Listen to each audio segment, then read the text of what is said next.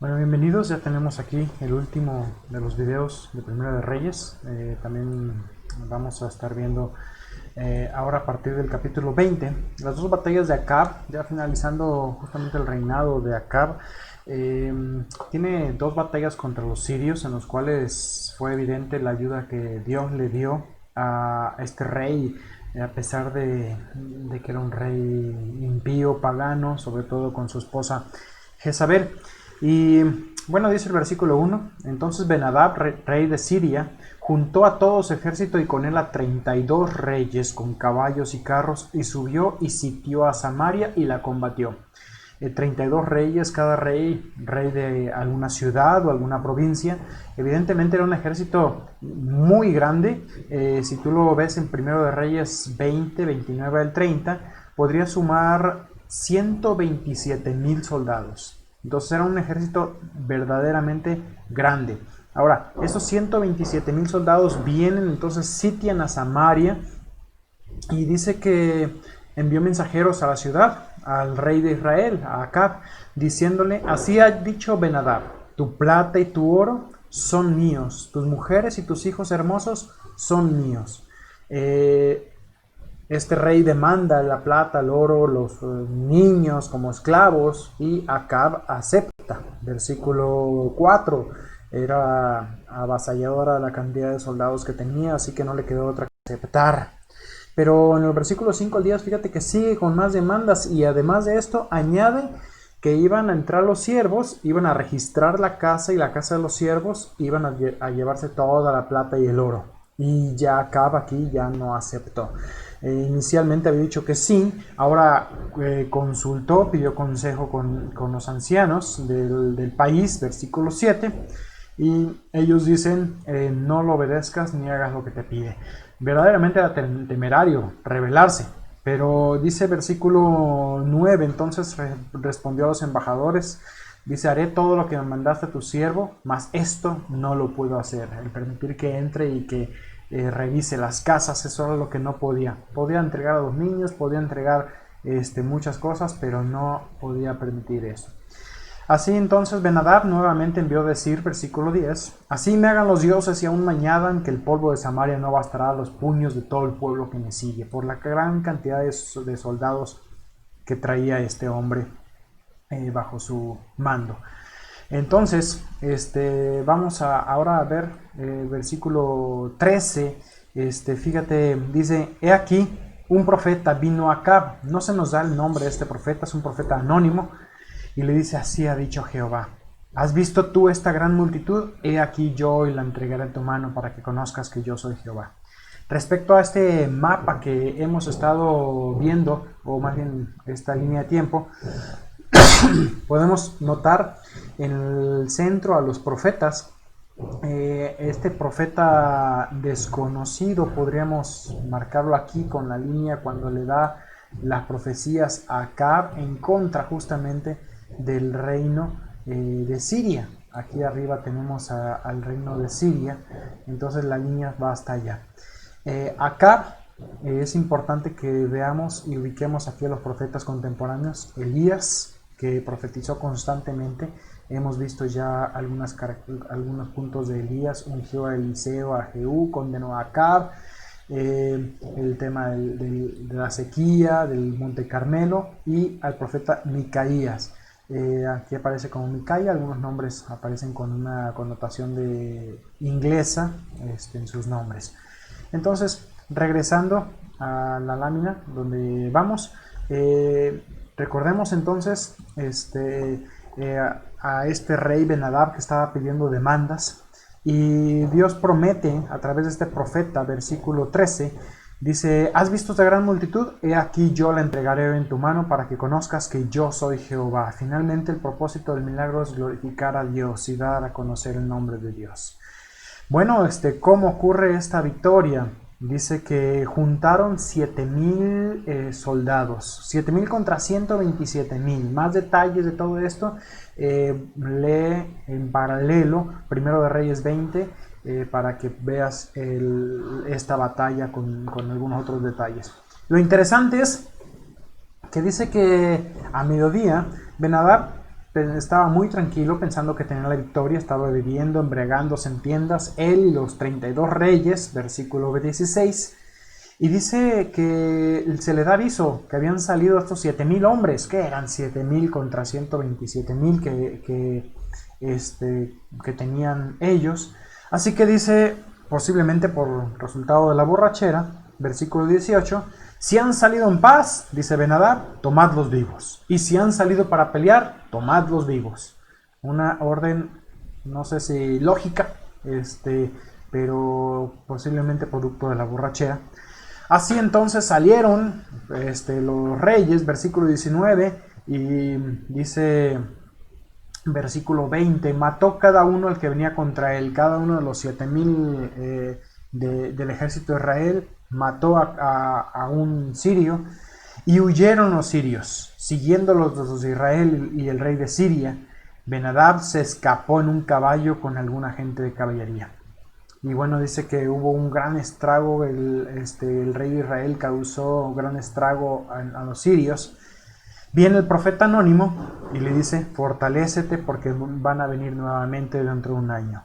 Versículo 23, tenemos aquí qué pasaba allá en Siria. Le dicen sus siervos al rey, sus dioses son dioses de montes, por eso nos han vencido.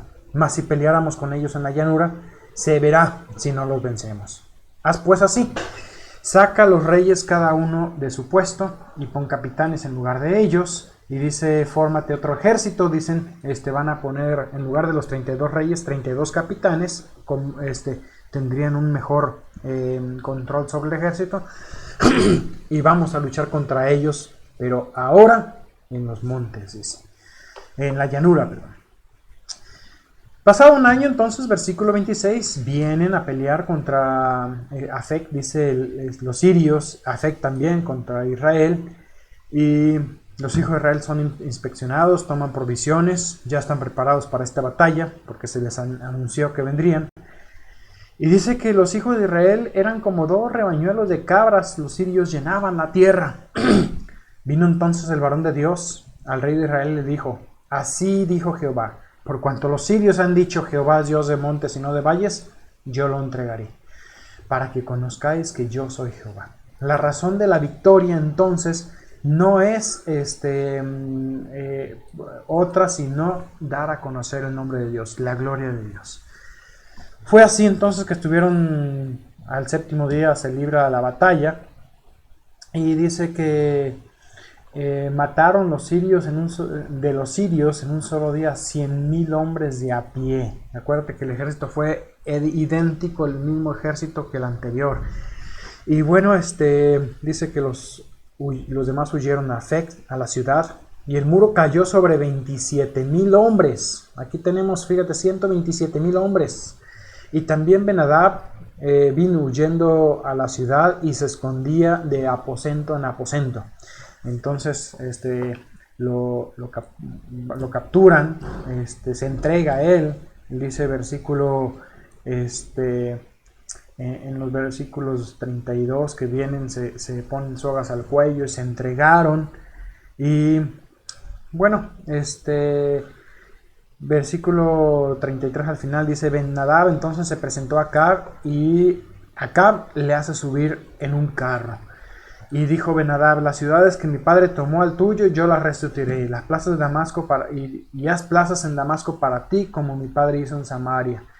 Así fue que, fíjate que lo recibió Acab como un amigo. Y Acab dice, te dejaré partir con este pacto. Hizo pues pacto con él y lo dejó ir.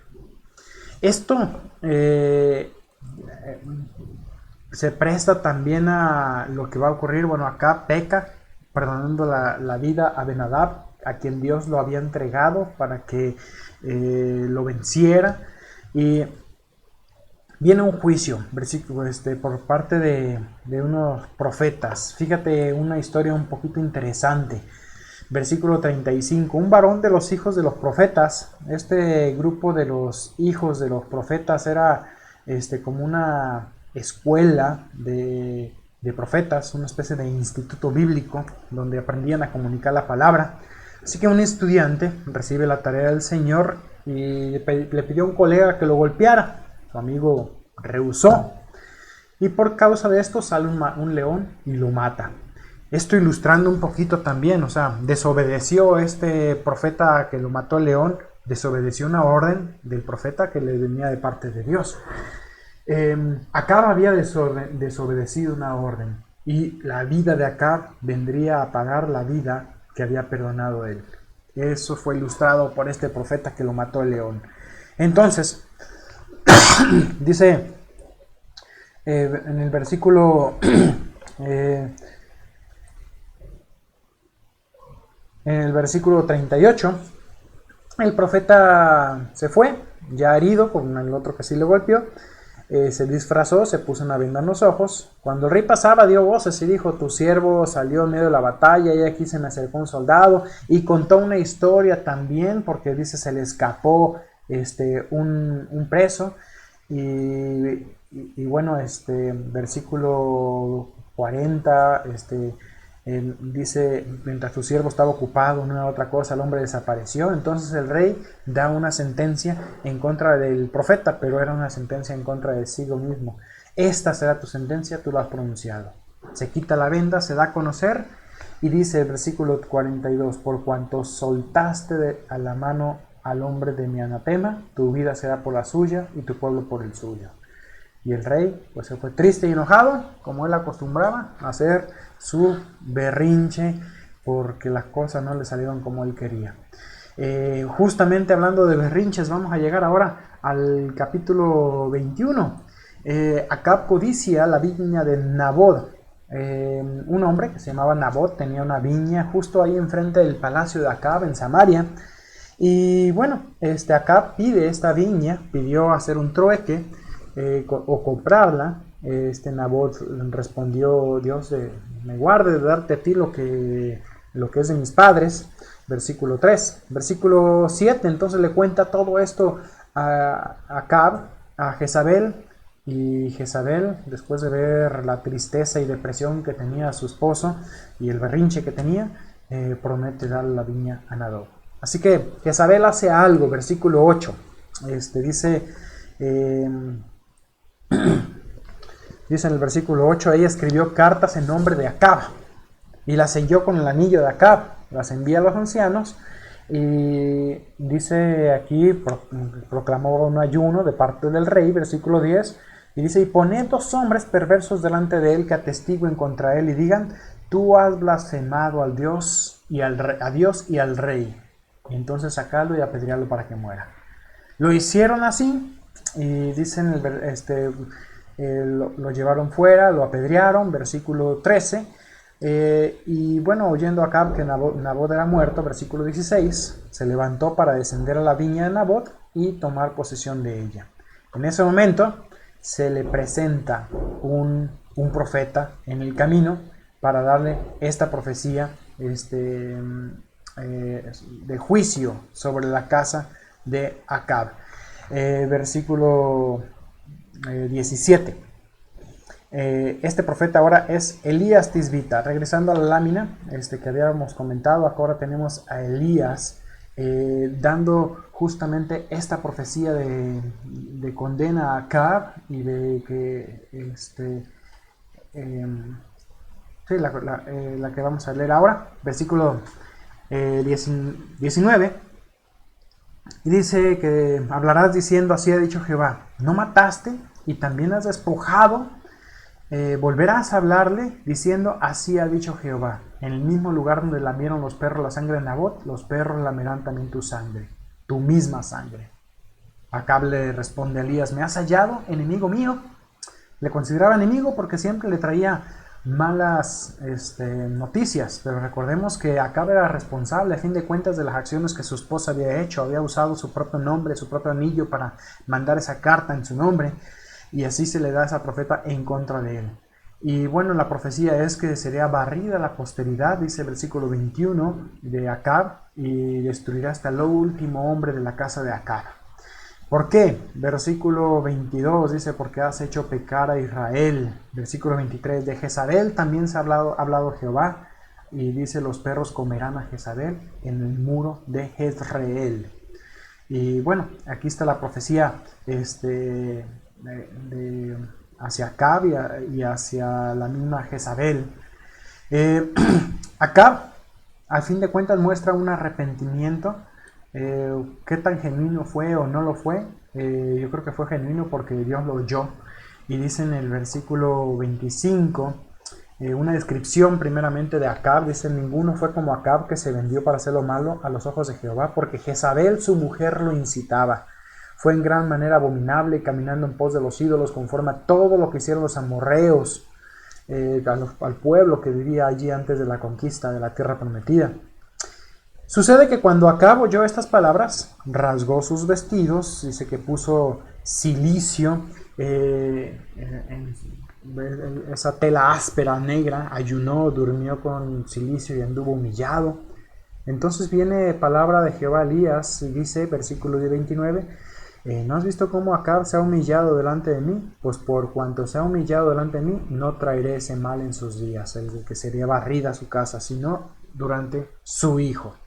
Y terminamos aquí el capítulo 21, capítulo 22 ahora. Vamos a entrar aquí, aparece el rey que habíamos dejado abandonado por un tiempito, el rey de Judá. En la parte sur está reinando Josafat. Tenemos aquí a Josafat que se va a unir con Acab. A partir de entonces, con Josafat vamos a encontrar que hay un emparentamiento entre estos dos reyes, algo que trajo toda esta maldad que había en el reino del norte, la trajo al sur. Si brevemente vamos a recordar o anticipar algunas cosas. Segunda de Crónicas 18:1 dice que tenía pues Josafat riquezas y gloria en abundancia y contrajo parentesco con Acab. ¿Qué hizo? Se casó Josafat su hijo Joram más bien se casó con Atalía.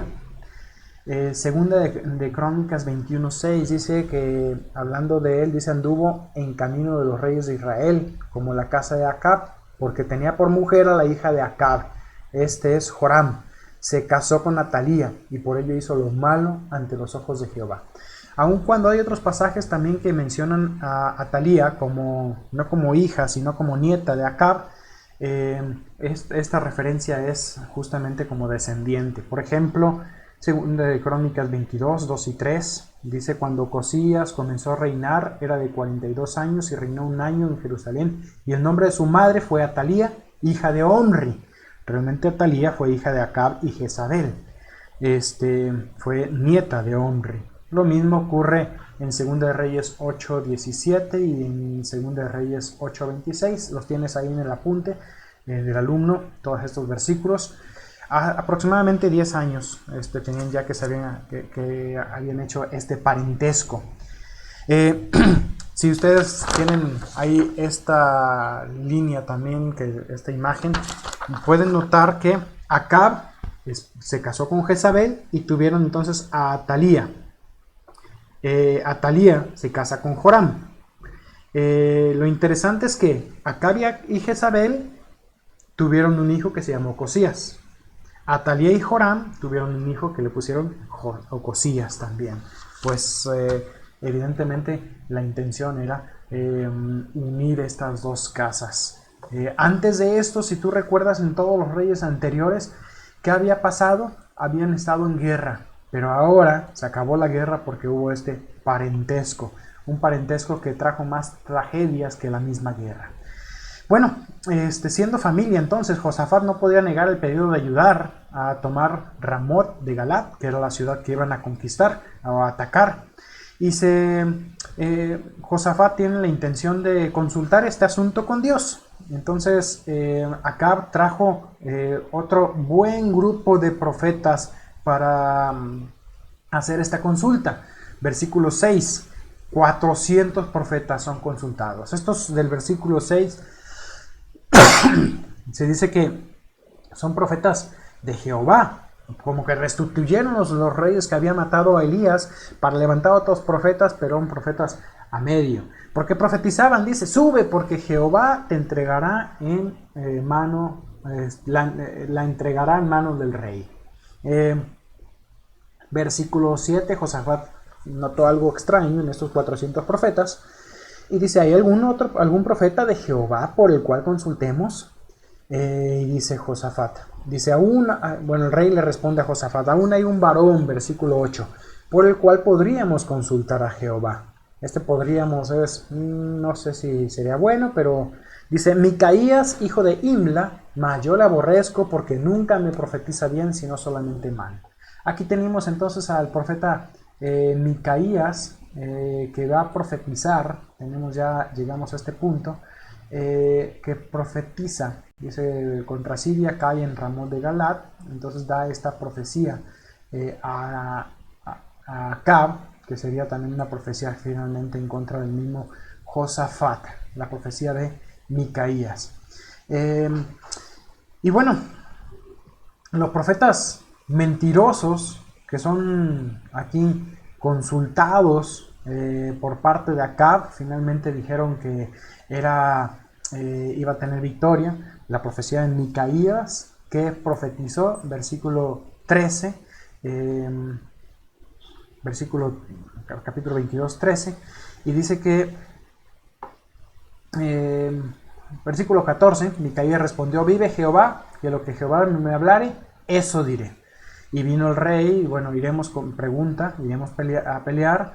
Entonces, el profeta responde según lo que el rey quería escuchar. Irónicamente dice, Jehová, dice, sube y será prosperado, y Jehová la entregará en mano del rey.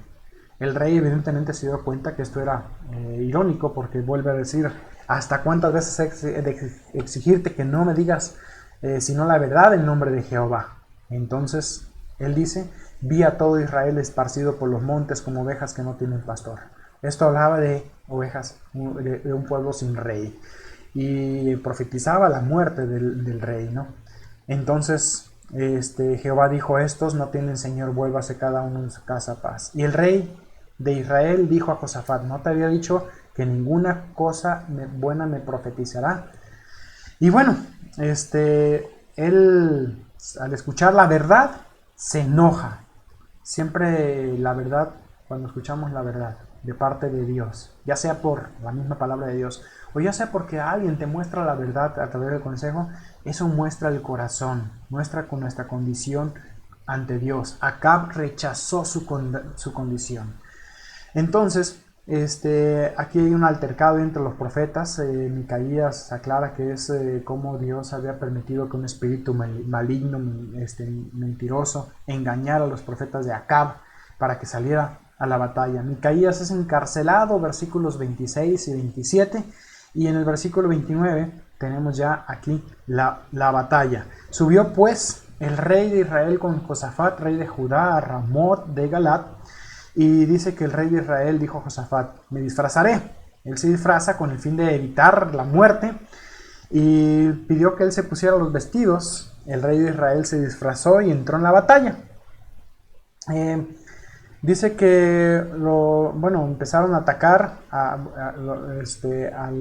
justamente al rey. Dice los versículos de 32, cuando los capitanes de los carros vieron a Josafat, dijeron, ciertamente este es el rey de Israel. Josafat es el rey de Judá. Pensaron que era el rey de Israel, vinieron contra él para pelear, mas el rey Josafat gritó, versículo 32. Entonces se dieron cuenta que no era, versículo 33, y se apartaron de él. Así que no pudieron matar al rey de Israel con esto, pero versículo 34, un hombre disparó el arco a la aventura, una flecha al aire, y esta flecha al aire dio en el lugar exacto.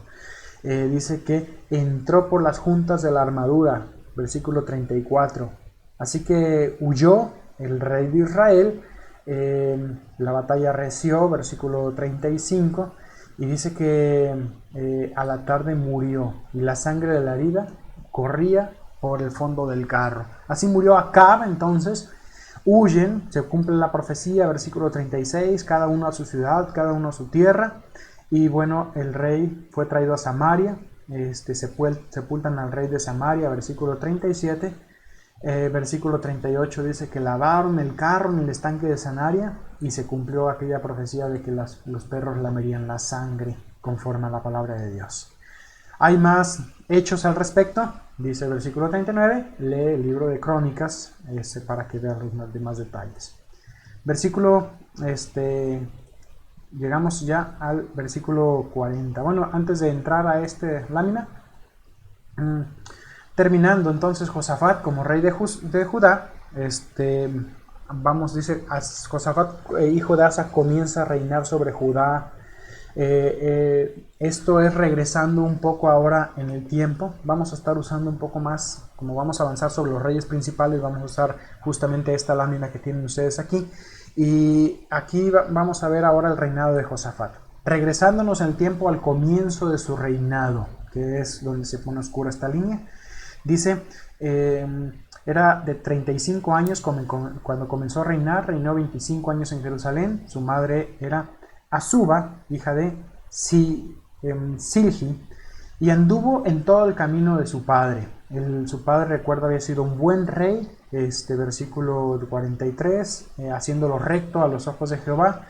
Y bueno, los lugares altos no fueron quitados, sabemos, nosotros ya hablamos al respecto, tendrían que haber sido quitados, pero no es una adoración idólatra como tal. Pero daba pie a la idolatría, o a lo que pasaba en Israel, que cada uno adoraba a Jehová y adoraba un becerro diciendo que era Jehová. Y terminamos entonces aquí con algunos eventos, por ejemplo los edomitas, tenían gobernador, las naves de Tarsis que se le rompieron, algunos otros detalles al respecto que no vamos a entrar ahora en ellos. Versículo 51, Ocosías, hijo de Acab, comenzó a reinar sobre Israel en Samaria en el año 17 de Josafat, rey de Judá. Entonces, Josafat tenía 17 años reinando cuando entró ya Ocosías aquí a reinar. Aquí tenemos entonces el inicio del reinado de Ocosías. Estos serían 17 años desde este punto hasta el punto donde comienza ya a reinar el rey Ocosías.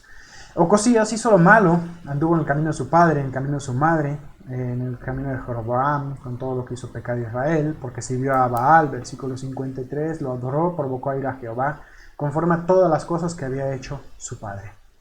Y bueno, terminando esto, quisiera yo hacer un pequeño repaso. Si se dan cuenta, el reino de David lo vimos con este fondo, la corona, con un fondo claro. Posteriormente el reino de Salomón lo hemos visto con este fondo, la división del reino posteriormente con su hijo Roboam, y hemos estado viendo la división del reino hasta el momento con este otro fondo, un fondo oscuro. Justamente vemos cómo el reino va decayendo, haciendo un pequeño cierre ya de primero de Reyes. Segundo de Reyes lo vamos a ver nada más en puntos específicos sobre los reyes mencionados. Recordemos el bosquejo general, la muerte de David, capítulos 1 y 2, la gloria del reino de Salomón, capítulos 3 al 11, la división del reino, capítulos 12 al 16, capítulo 1 de Reyes 12 hasta 2 de Reyes 16, la cautividad de Israel por Asiria, el capítulo 17 de 2 de Reyes, y la decadencia y cautividad de Judá por Babilonia. Este es el bosquejo general que cubre los dos libros, de Primero y Segundo de Reyes. Este es el bosquejo que tienen ustedes que estudiar para el examen. Anótalo, ponlo en pausa y anótalo en tu cuaderno porque lo necesitas. Adicional a esto, un pequeño repaso de este paralelo que habíamos mencionado. En Primero y Segundo de Reyes tenemos un equilibrio de registro entre reyes de Judá e Israel, como lo hemos mencionado. En Crónicas se enfatiza Judá. En Primero y Segundo de Reyes se enfatiza realeza y profetas, mientras que en Crónicas el sacerdocio. Los reyes son comparados con David en Primero y Segundo de Reyes, mientras que en Crónicas los reyes son evaluados con la ley. Y en Reyes, los reyes muestra la razón de juicio para destruir Samaria y Jerusalén, mientras que en Crónicas se muestra la gracia de Dios en la elección y la preservación de Israel como nación. Recuerda que, sobre todo el punto los reyes comparados con David en Reyes, como David su padre. 9 veces aparece ahí en Primero de Reyes. Mientras que los reyes evaluados con la ley es como la ley. Así terminamos nosotros este pequeño paralelo para entrar enseguida al bosquejo general de Segunda de Reyes en el siguiente video.